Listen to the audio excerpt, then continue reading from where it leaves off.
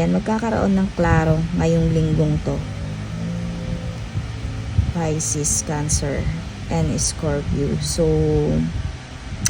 siguro it's either mas matured mas matured sa inyo tong taong to. So, may mga ongoing battle pa rin naman, pero mas maliwanag, mas maganda at mas maayos yung pag-uusap nyo ngayong linggong to. Kung ano man, siguro nagkaroon kayo ng mga pagtatampuhan, ayan. So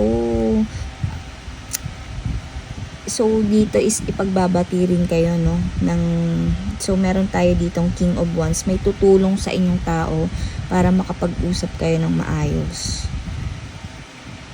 So may tutulong mga kaibigan nyo. So yung mga pag-worry mo na iniisip-isip, yung takot mong nararamdaman, negativity, stress, or burden na